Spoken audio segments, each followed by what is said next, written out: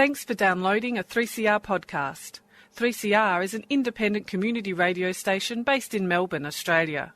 We need your financial support to keep going.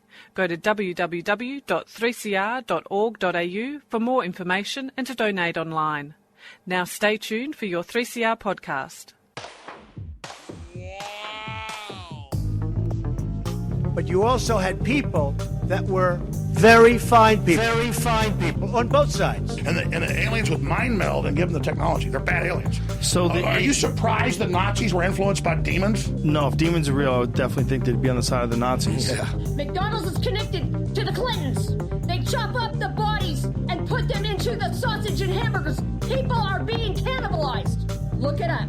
And I'm watching CNN talk about this as violent white nationalist protests. We have done everything in our power to keep this peaceful, you know? It's Pepe's become kind of a symbol.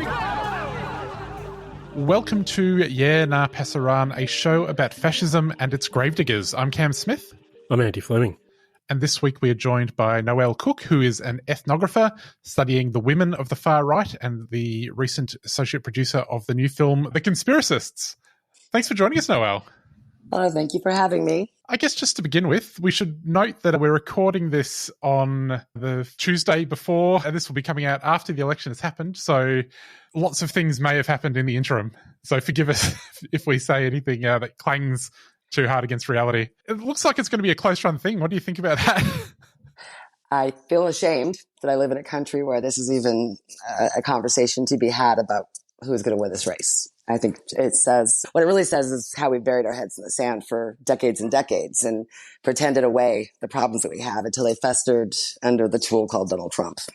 I remember before the 2016 election, I was watching people on 4chan discussing the point of sale software of a pizza shop in Washington, D.C., and how if they could just break into that, they would have all of the answers. And I thought, there's no way that these people are going to win an election. In the interim, that stuff seems to have taken over. What have your observations been of how conspiracism has infected politics?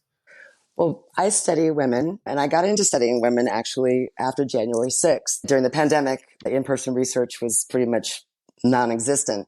I had just started a graduate program and I needed a thesis project because my other one had been obliterated by the pandemic. I'd gone to India to do a ethnographic film there. I was sent home after 12 days instead of the 6 weeks I was scheduled to be there. So when I got back, there was no in-person research, like I said. And so I heard about the rally, and it was that morning, or it was actually about noon on January 6th. I was living on the East Coast at the time. I decided to drive down to DC with my camera and take pictures of the rally. I had been at every major protest in DC since Trump's election, starting with the original Women's March in 2017. I went to the second one as well. I went to the Science March, the Climate March. I volunteered with Indivisible. And just to give you a little bit of my background, you mentioned 4chan, which leads me to believe I'm probably much older than you because I knew about 4chan. I knew about Pizzagate from some of the courses I was taking because I had gone back to school midlife. But I was really hoping when I started this project to avoid QAnon and to not have to actually learn much about it because it seems so just ridiculous to me. This was back then, early on in 17. I just wanted to pay no attention to it. But when I started studying the women of January 6th, and I started studying the first 100 women who were arrested. So I was not part of identification. I went and looked at the court document, the facts, statements of facts that the FBI puts into each file just to read what they did and who they were.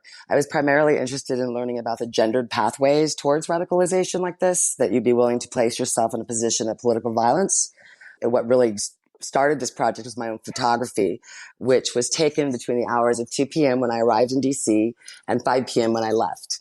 On the East Front, you couldn't see the scaffolding, you couldn't see the tunnel, and don't have cell service in DC when there's crowds like that. And so I really didn't understand what was happening because of the lack of law enforcement presence on the ground or air supports. And it wasn't until someone came outside of the Capitol and yelled, "They shot a girl in there," that I started to think, what's going on? But there again, there's no law enforcement. You would think, I've been in DC so many times when even if there's a suspicious bag on the ground, they block off all the streets. There's just swarms of law enforcement there. So it was very surreal. And when I got home and I sat and stared at my pictures, the thing that struck me most, especially after coming home and finding out what had actually happened inside, was how many women sitting on those East Front steps looked exactly like me. They were white, middle-aged, middle-class women that had family. And now this is not my naivete, not understanding white women's potential here. I know what the civil rights movement looked like. I know who the screaming faces that children were. There were women like me then too. They're the women who elected Trump the first time and hopefully have learned their lesson, but I fear they might not have this year. So, and this isn't that. It was more just fascination because, again, the whole entire experience with January 6th was so surreal. I went down to take pictures of protest signs and do some sort of far right thesis on that. But when I got home and realized what had been going on just, inside a building that is revered by everyone in this country, that I was appalled. And then learning the stories of what happened to Capitol Police officers, and it was appalling and shocking because it just didn't seem like something that could happen here, but it did. And that was what made me start to think, what's going on here? Why are these women willing to place themselves in a position that potentially will put them in federal prison when they've got small kids at home? And sometimes they're caring for elderly parents. And how did this happen to them? Because we're all the same age. That was what really intrigued me also. The first 100 women that I tracked, I put every data point I could think of as far as affiliation, where they lived, what their occupation, education level. And the only consistent pattern I could find was age. And that was because at least 50%, if not more, I'd have to go back and look. It's been a few years now. And it was such a significant number. That's all I focused on was those Gen X women and young boomer women who were the first 100 arrested. And they were my age. And so I'm like, how did this happen? Right. And that's when I started studying and trying to understand. For the first year, I studied on paper and looking at court documents, looking at their hometown courts, looking at newspapers, all of that, social media, which a lot of people really don't use their privacy controls effectively. So you can learn a lot through social media. And I started to get a better sense of who some of these women were. And you start to see how many of them hadn't ever really been political before. Because when you start to look back over time, which is what I love about ethnography, is because you are looking at something over time. And I've been doing that since 2021 and have watched this evolve and spread and morph into very strange ways. And that's what I watched with these women at J6 who had not, the core group I ended up with. At the end of the day, I only selected about 3 to really study in the last year because I wasn't learning much. So many of them were performative. So many of them were leaning into this new identity and taking advantage of it because, again, middle-aged women are invisible in most ways. There's a lot of powerlessness there. Conspiracies are very attractive to middle-aged women. Recent studies show that super spreaders of disinformation on Twitter are middle-aged women because they indiscriminately retweet. And so you start to look at this and you see, okay, these are the same groups who were always involved in the auxiliary pieces of the churches and the Ku Klux Klan. They were the ones keeping the phone trees. And so they've always had a role in these movements. But what made this different was they weren't being led by men. Most of the women I was studying had come on their own independently or with a female friend or maybe one of their adult children. In fact, one of the women in our film, The Conspiracists, she came with her husband from Idaho to DC. But when it came time to march from the rally to the Capitol, she took off and was way ahead of him and ended up inside the building, whereas he stayed outside on the lawn the entire time. So if this wasn't a case, I started out ruling those things out. Were they brought here by men? Nope. Many of them were not. And so you start to rule out some of the old cliches, some of the stereotypes that we think of when we think of women. It still goes on today, especially in American media. It was, I think, last year that there was a man in Baltimore or in Maryland who was planning to destroy a bunch of power stations. And the newspapers would show a picture of him and his girlfriend, both fully dressed in their gear with their guns. They look identical in what they're wearing. And yet it's this guy who's an Atomwaffen accelerationist and his girlfriend are doing this. I think that's where the gendered piece comes in for me. And I find it so interesting is that we still rely on gendered stereotypes to the point of women are able to maneuver through that and get off a lot easier, right? These with people who are doing violent rhetoric at school board meetings or doing it in defense of children, and somehow that makes it okay. And that's what I've seen so many of these J6 women lean into is that version of femininity that we all expect. And unless they're being mama bears, and then they can be more masculine and aggressive, right? Because it's for kids. And that's why this whole Pizzagate thing, like you talked about, really took off with women because it's about kids. And once you bring kids into the mix, that is how you capture women. And that was what the pandemic did so well. It touched on all the spheres of womanhood, right? Childcare, education, healthcare, nutrition. And so when all these conspiracies start swirling, it's easy to believe that there's a kill room at Ping Pong Pizza or whatever it's called in DC. They believe, in fact, I asked someone straight up about this in the documentary. And she told me, yeah, they have a kill room where they take these kids and no one knows about it unless you're part of the cabal. How convenient, right? And that's what they're doing. And so I don't know how much of it some of these people believe, but I know that they can get themselves worked up as long as they're doing it to save kids. Noelle, what do these women believe about Trump himself? Well, that's been the really interesting thing is I've been talking to them for at least 3 years now in various capacities, online, also in person. I've been to several people's homes. I went on a cross-country road trip with one of them. And we've never spoken about Trump once, which is really funny, right? No one's asked me they know because I've shared things like I'm vaccinated. So we don't talk about our party affiliation necessarily as much as we do our own values and beliefs. And I'm honest about that. But for whatever reason, we don't talk about Trump, which I find kind of interesting too. The one thing I can say about Trump is one of the women, again, because I'm looking at how they entered this movement, what I'm finding is it's really about conspiracies as much as anything. And because of the way these online groups work, it's a community. Again, we're talking about middle-aged women. That's what I look at. And these are women who are already invisible in society because they're past childbearing years and no longer at their peak GDP earnings. So they're kind of surplus humans after 50. Even feminism treats us as surplus humans after 50. And so you see these opportunities that come up online, right? There's a woman named Suzanne Kay in Florida who was arrested for January 6th while she sat on her couch in Boca Raton. She was never near January 6th. She was never near Washington, D.C. But she was live streaming it onto her Facebook page. And some of her followers thought she was there. And because it was looked at as a badge of honor, as a true patriot, she let them believe that and led them on. Well, someone tipped off the FBI in Florida that she had been in D.C. And she got a phone call from the FBI. And they wanted to come speak to her at her home.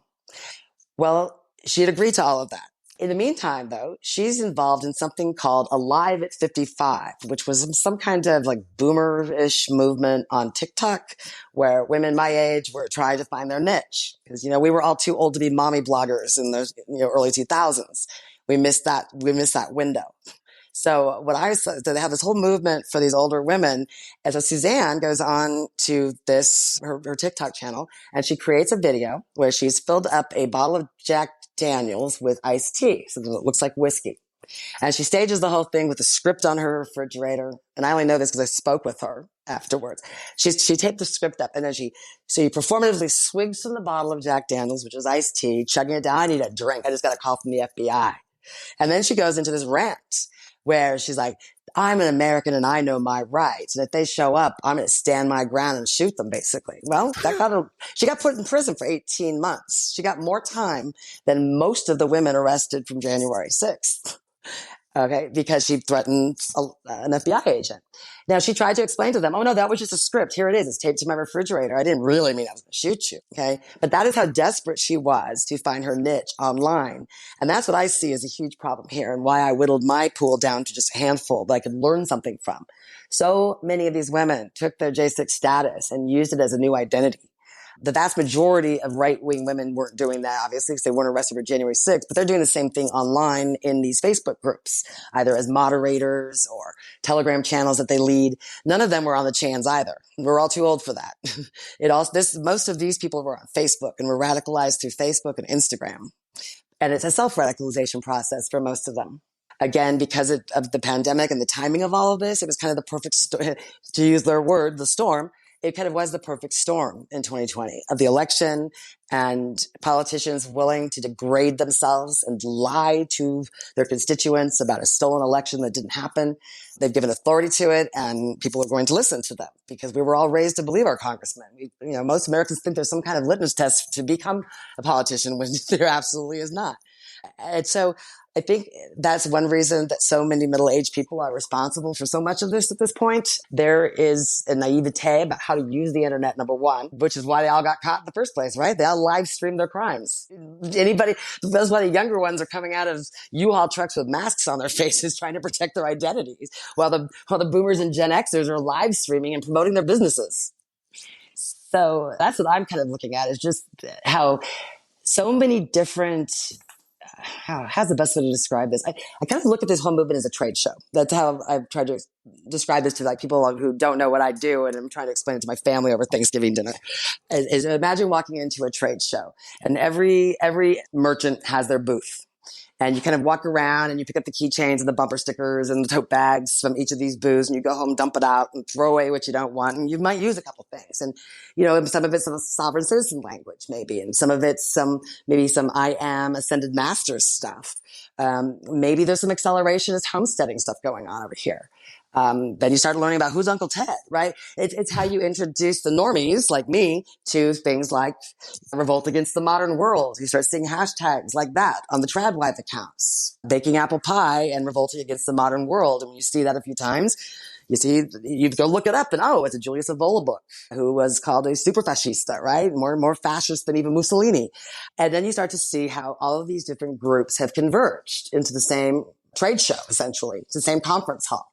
Everyone has their own lane, and they don't necessarily agree on everything at all, but they don't criticize each other either, because at the end of the day, their end goal is the same. And what that looks like to me anyway is a white ethno state, or at least a place where white males still dominate. Noelle, you went on a road trip with one of these people for the film The Conspiracists. Can you tell us a little bit about what that was like? Yeah, well, that was with Yvonne. And Yvonne is someone I've been talking to since November of 2021. And that came up in the summer of 23 because Yvonne needed to get back to DC for sentencing. She lives in Idaho. Yvonne quit her job in 2020 because she was online during the pandemic listening to various conspiracists and believed that by participating in a workforce, she was contributing to us all being complacent slaves. And so she quit her job in 2020, stopped registering her car, did all those things, advocated no child birth certificates when her kid had a child, and then lost her home, of course, in 21. So these are people who have literally destroyed their lives over this. So Yvonne has to get back to sentencing, but has no money now because she has no job and lives in a camp trailer in the middle of a field in Idaho. And the court did fly her out for her sentencing. They'll get you to your sentencing, but you're on your way. You're on your own to get back. So she asked if I would pick up her son's car in Ohio, which had to be delivered to Idaho anyway, and if I would be willing to drive cross country with her. And I was already planning to go to her sentencing, and I was already planning to go film Tammy with my friend Liz, who was the documentary filmmaker on this, the director. And Yvonne decided she wanted to be in the film too when we told her what we were doing. And so that's how that road trip came about. It was a 6-day road trip. Left DC the day after Yvonne's sentencing because she's only allowed to be in DC for court. And then she needs to leave. And we drove to Central PA to see Tammy. And then we stopped to meet one of her Facebook friends, who was a psychiatric nurse practitioner licensed to prescribe medication in multiple states, who is a full-on QAnon believer and continues to go down rabbit holes to the point of complete and utter delusion today. But she is actually a legit licensed mental health professional, which is, says a lot too about what's going on here in this country. So it's that trip was not planned until kind of the last minute. The film just literally happened organically. That wasn't ever designed to be a road trip. That's just how it happens. And I think what's interesting about this film is it's not your typical January 6th film. In fact, I've gotten away from even talking about the women from January 6th as much as I had originally, because what I'm really dealing with is a bunch of conspiracies and conspiracists and how these beliefs have pretty much reshaped their lives in a really bad way for most of them. That's how that road trip happens. And now it's a 90-minute documentary that I'll get to live forever. One of the conspiracy theories discussed in the film is that there's human meat in the McDonald's. That's one that our listeners will be very familiar with. What did they make of Donald Trump doing his shift at McDonald's? Well, I haven't. Well, Yvonne's in prison, so she doesn't. We don't have social media, so I can't talk to her about that. And I have not asked the other woman in the film, Tammy, Tammy, who was the one who made that statement. I haven't really asked her about that yet. I plan to do that. I have a whole bunch of clippings I've saved when I see her in person next. One of the things I've done through this process, again, because I am trying to do ethnography where I'm trying to observe and understand what things mean to them. I don't do a lot of pushback because I really want to understand what these things mean to them. So I ask a lot of questions instead. Now, over time, when you've been doing it as long as I have with lonely people like I'm working with, you talk a lot and you learn a lot about each other and you really do get to know each other and build trust. And that's what has happened over time. The interesting part is both of them from the film, Yvonne and Anthony, both will to this day use me as a resource when it comes to sound advice or accurate information about something that is impacting their real life. And yet, at the same time, they'll hang up with me and Tammy will be right back online posting what she posted yesterday, that Trump is actually Patton's son, I think. There's all the QAnon conspiracies. Because for so many of these women, this is a community, it's an identity, and it's participatory, and it is literally what they do most of the time. And so trying to get them to see reality is almost pointless because in many cases, it's a deliberate, conscious effort to create your own reality.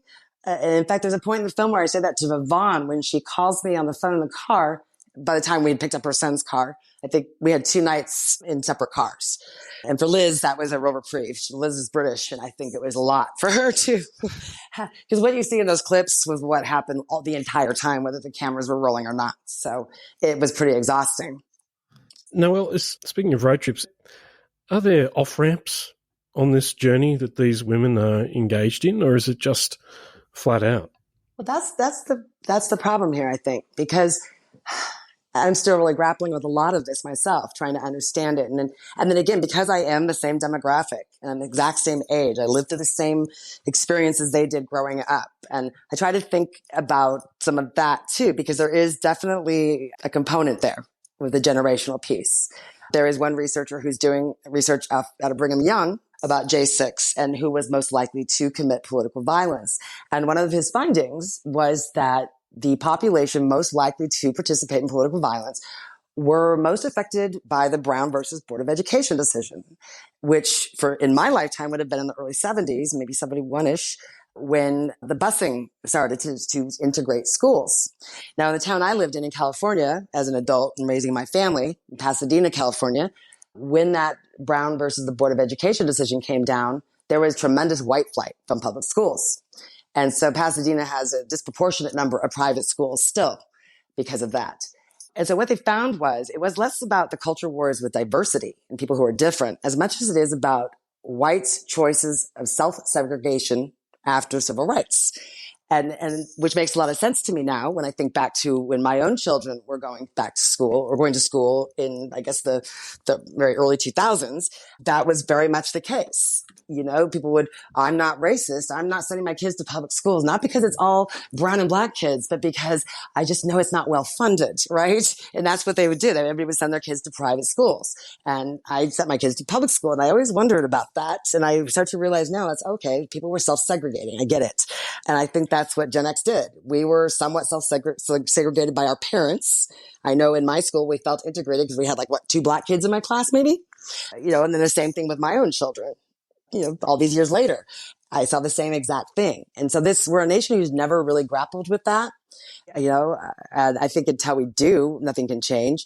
But I think there's so many people who don't want to admit that the racism exists, number one, and they participate in upholding it. Right. But that's really a huge problem here is when you start to look at the population who was at January 6th, most of those people really are the people who were affected most by self-segregation after civil rights. And so I think that's where a lot of that comes from. I forget where else we were going. You have no idea. There's 3.5 years in my head here. Literally of every, just, I don't know if you know, I just posted something on Twitter a minute ago because someone's saying I'm confused because they're showing these hippie-like people at the Trump rally. And I'm like, yeah, they're surfing the Kali Yuga, dude. It's like, I didn't know what that was. I would have never known what that was if it wasn't for this research, because following these women, I've had to literally do what like a kid would do, right?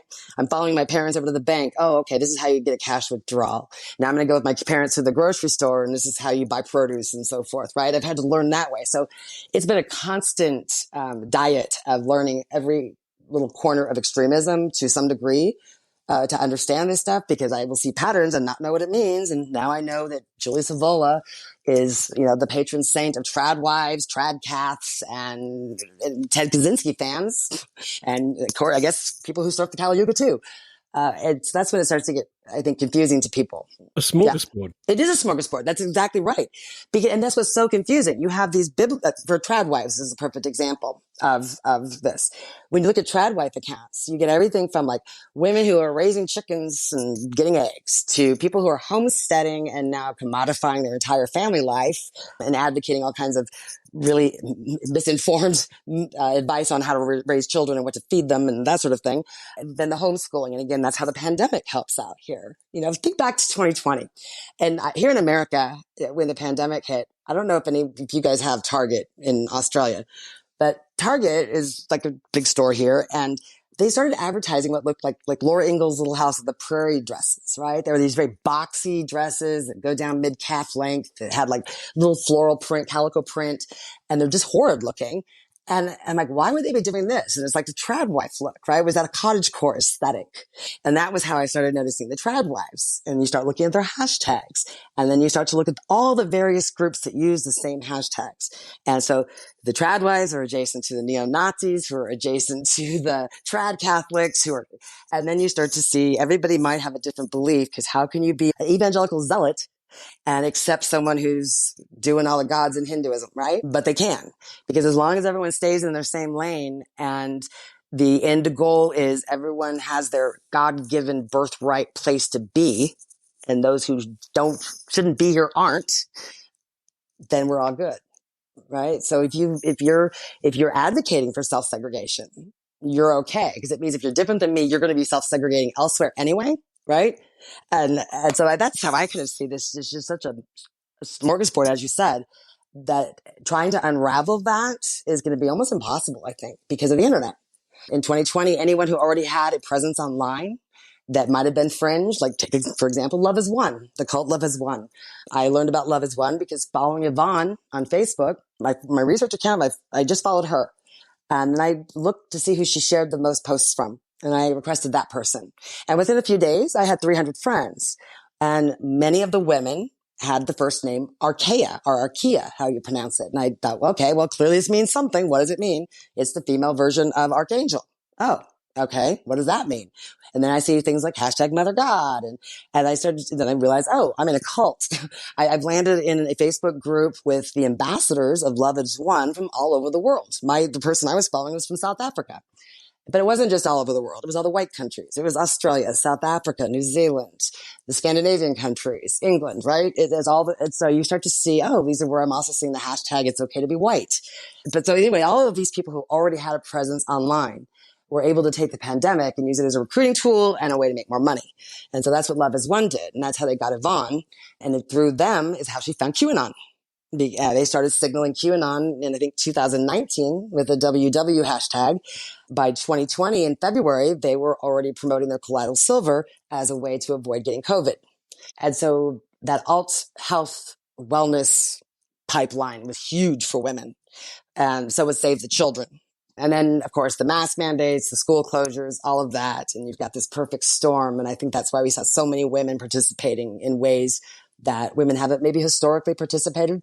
The fact that Yvonne, for example, went into the tunnel on the West Front by herself on January 6th, not once, but twice, and was pushed out both times by police, and then crawled through a broken window into a Senate highway office immediately thereafter, knowing full well she wasn't supposed to be in there as alarms were sounding and tear gas is hanging in the air.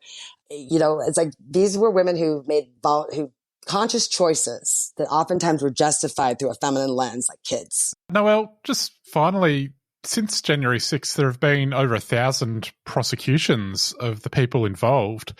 Have these legal issues put a dampener on things? It doesn't seem like they have necessarily. What's been the impact of the prosecutions? I mean, from my perspective, I don't study the men. I know about what, I see it, but I don't pay a lot of close attention to the detail to it.